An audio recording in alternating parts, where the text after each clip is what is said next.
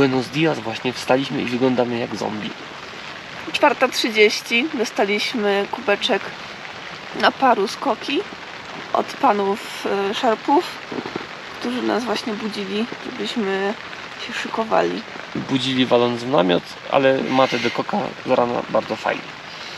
Za pół godzinki śniadanko i niestety trochę pada, ale ja myślę, że to pada o tej porze. Padało całą noc, a w ciągu dnia będzie piękne słońce.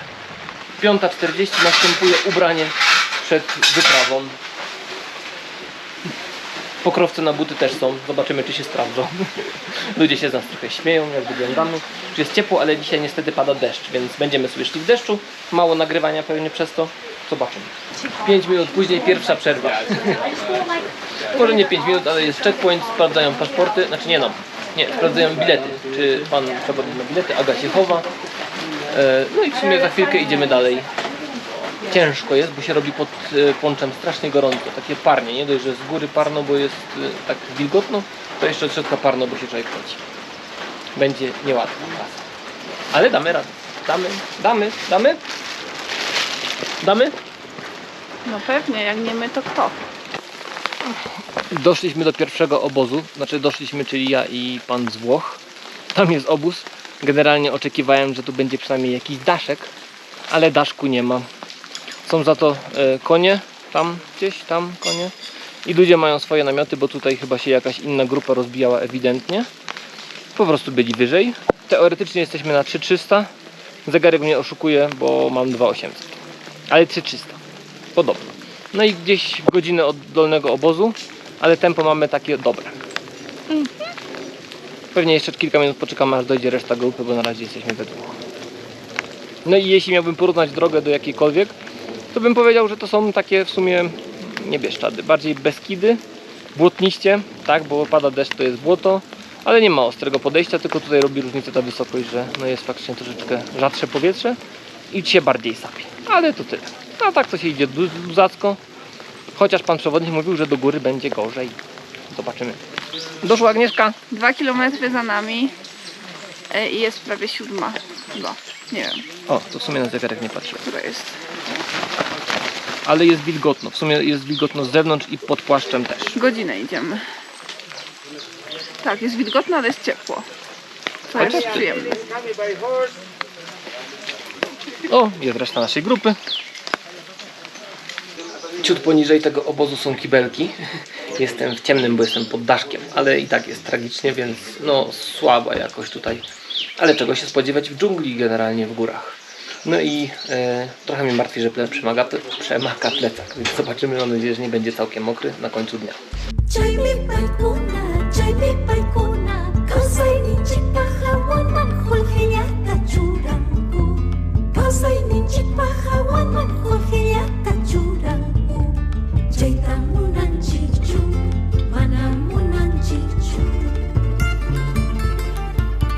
Ciemno jest, ale mamy kolejny obóz.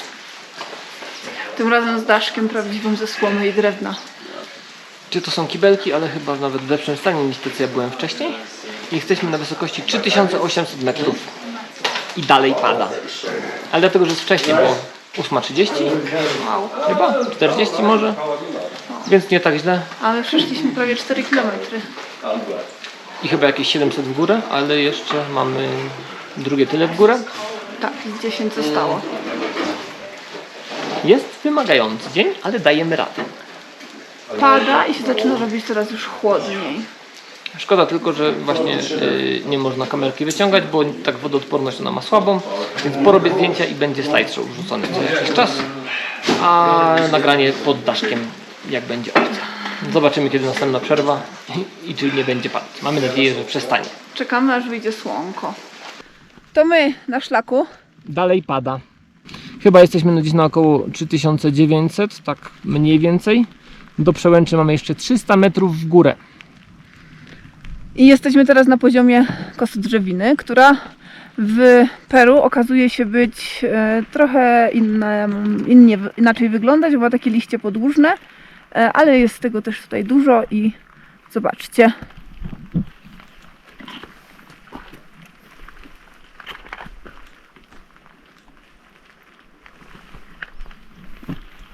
A my jeszcze No chwilę... tak, to są aloesy. To są aloesy, nawet nie wiedziałem. Jeszcze chwilę odsapnięcia, bo naprawdę czuć, że się idzie pod górę. To generalnie przewyższenia są, znaczy nie przewyższenia. Trudność szlaku jest mniejsza niż na przykład idąc w polskie Tatry, ale przez to, że się tutaj jest rzadsze powietrze, to się gorzej oddycha i trzeba co kilka kroków faktycznie sobie lekko przystanąć. Ale jest do przejścia i nie jest tak źle. No tak, a przy tej pogodzie wystarczy deszczówka i jakiś cienki rękawek, bo jest ciepło. Przy takich cały czas się idzie pod górę i jest po prostu gorąco.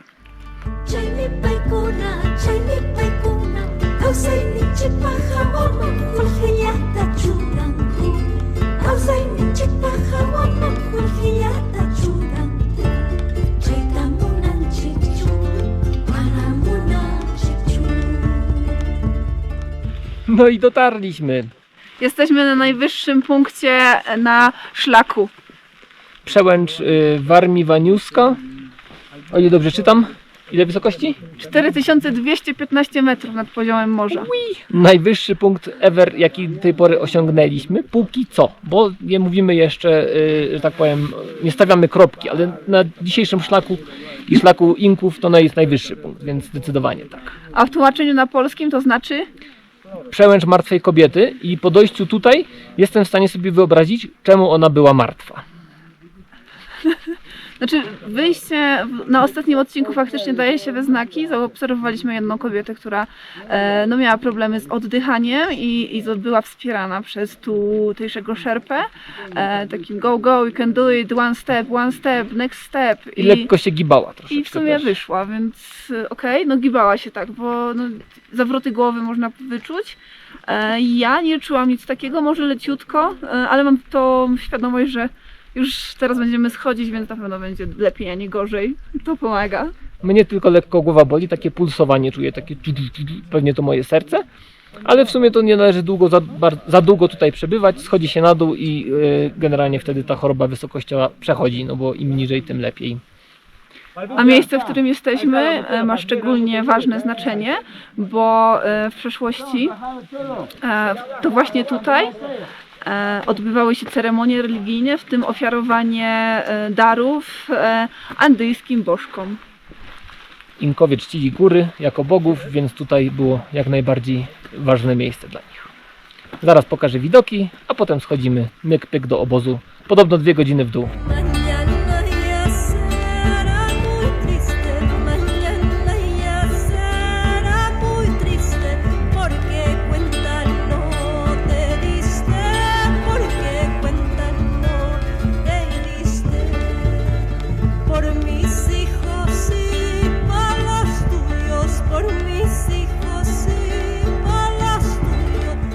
My coraz niżej od przełęczy.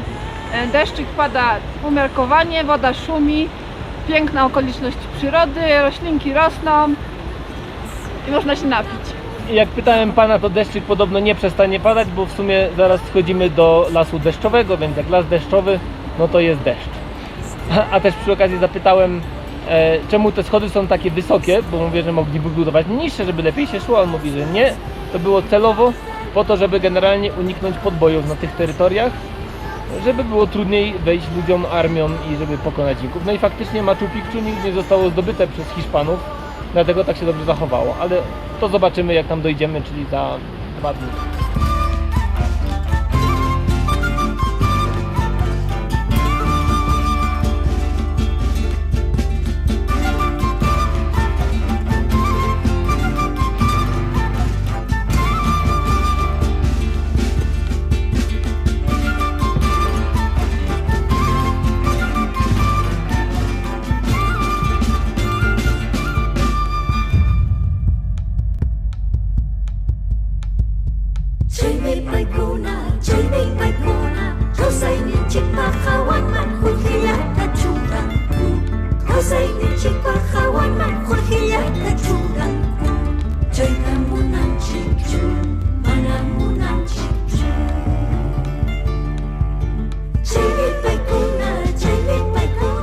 Docieramy do naszego obozu, w którym według planu powinniśmy nocować.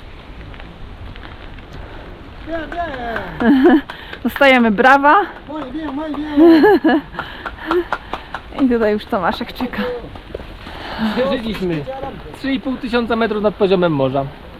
700 w dół od Przełęczy. Do środka. Zapraszamy. Pokazać jak jest. O, stoliczek już gotowy, herbatka była. Cieplutko. Jesteśmy w namiocie, w obozie na drugi nocleg. Dostaliśmy herbatkę. Albo była coca de mate do wyboru, albo mate de coca. Rumianek. Rumianek. Albo też kawa. A z tyłu robi się dla nas jedzonko. El chico de Caracas.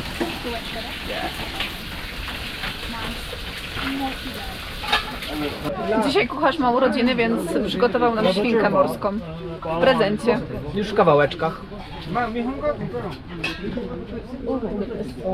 No i jesteśmy, rozbijamy obóz już. Za nami Pacamayo chyba. To te 3500, prawie 3600 metrów nad poziomem morza.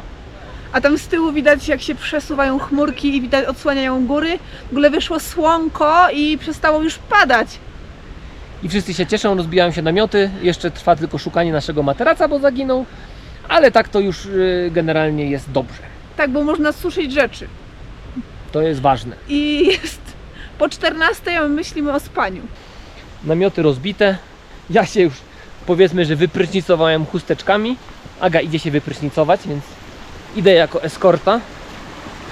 Nasz przewodnik był bardzo zmęczony po dzisiejszej wycieczce, więc zasnął nawet chyba nie jedząc obiadu, albo tuż po obiedzie, bo nie wiemy czemu, ale dopadła go tak zwana choroba filipińska, albo coś innego tego typu. A my sobie generalnie wypoczywamy, mamy czas na chill out. Co gorsze, jedyne to, że kibelki są jakieś, nie wiem, 200-300 metrów od naszego kempingu i to jeszcze w dół, więc sobie troszeczkę trzeba podreptać. W nocy mam nadzieję, że nie będzie trzeba latać za potrzebą, tylko będzie można i za krzaczek, ale tutaj teraz no jest kawałeczek. A jakbyście się zastanawiali, jak wyglądają prysznice na wysokości 3600 metrów w Parku Narodowym w Andach, to wyglądają bardzo fajnie. Aga będzie zaraz potem, dobra, nie będzie pokazywać, może mi pokaże, na wideo nie będzie. Flizy są, fuga położona, o to Właśnie. chodzi. Ale Prysznic na jak przykład prysznic. piękny jest widoczek na zieleń. Tak, z drugą stroną, jak się zostawi otwarte drzwi, tadam! I tak w ogóle jak widać z tyłu, nasz obóz generalnie znajduje się na takich kilku warstwach, że są takie płaskie przestrzenie, które zostały wyrównane specjalnie pod namioty. I tych miejsc jest naprawdę dużo, bo są duże wycieczki, duże grupy. Nasza jest tylko 7-osobowa, więc 4 namioty nasze, plus wiadomo, że jeszcze naszych panów tragarzy, szerpów. No i w sumie jeszcze jest taki namiot kuchenny jakiś do rozbicia, więc troszeczkę jest. A ogólnie na tym szlaku, który my idziemy, mniej więcej w tym samym zakresie co my, czyli takim 4-dniowym, idzie chyba jeszcze 10 albo 12 grup z tego, co pan nam mówił. I to jest podobno naprawdę mało, no bo w sezonie letnim, kiedy tu jest tak naprawdę ciepło, nie ma deszczy i tak dalej, no to tych grup potrafi być ponad 30. No i jak jest wtedy taka grupa 30 grup po jakieś tam 10 albo kilkanaście osób, no to naprawdę się robi na szlaku tłoczno. A my dzisiaj tylko jakichś takich pojedynczych osób mijaliśmy, pojedyncze osoby mijaliśmy. No i tak sympatycznie nam trochę do pogadania, w sumie prawie wszyscy anglojęzyczni z turystów, bo no, lokalni tutaj panowie, którzy noszą to wiadomo, że tylko po hiszpańsku i uczymy się podstawowych zwrotów jak dziękuję na przykład.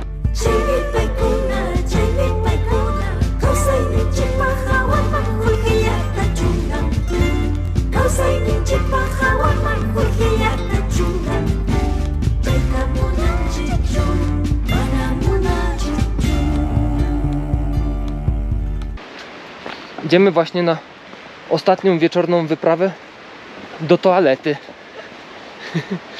Nie wiem ile widać, bo mało widać. W końcu dżungla, jak się poświecę, to wszystko widać, ale tak nie chcę świecić, bo nic ja nie widzę. Więc coś za coś. Mycie ząbków, kibelek. Nowoczesna dżunglowa łazienka. Niektórzy chodzą w butach, niektórzy chodzą w kroksach i potem muszą myć stopy. Kroksy są super.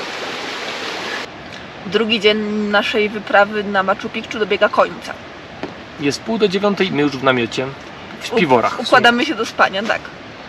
Dzisiaj ubieramy więcej warstw, bo tu jest zimniej, już czuć. I blisko jesteśmy rzeki i wodospadu. No i faktycznie góry naokoło, same góry. Wręcz nawet trochę gwiazd dzisiaj było widać, więc to zwiastuje jutro dobrą pogodę. Tak. Paczu mamie oddaliśmy likier z bananów. No właśnie, bo na deser był likier bananowy. Nie likier bananowy. Płonący banan, którego nie nagrałem, bo byłem zbyt pod wrażeniem i nie zdążyłem wyciągnąć kamery. Tak, były ogniste te banany. I w sumie jutro wstajemy o 5 znowu i chyba 16 km przed nami. Aczkolwiek GPS-y i wszystkie inne elektroniki kłamią, po prostu tu się idzie i ogląda widoki. Szaleją. Niektórym pokazują, że przeszli 9000 kroków, niektórym, że 18 albo 20. Ale A po prostu się idzie. kilometrów dzisiaj było około 9-10. Wszyscy szli tyle samo. A przewyższeń? No startowaliśmy z 3000, 2900, doszliśmy na 4200. I teraz jesteśmy na 3600. Jutro jeszcze na początku na 4, a potem w dół, w dół, w dół, w dół, w dół, w dół, w dół, w dół, w dół, w dół, w dół. I aż do kolejnego obozu. Fajne są tutaj takie atrakcje. I wodospady, i co chwilę jakieś piękne widoki. O ile nie ma deszczu i chmur.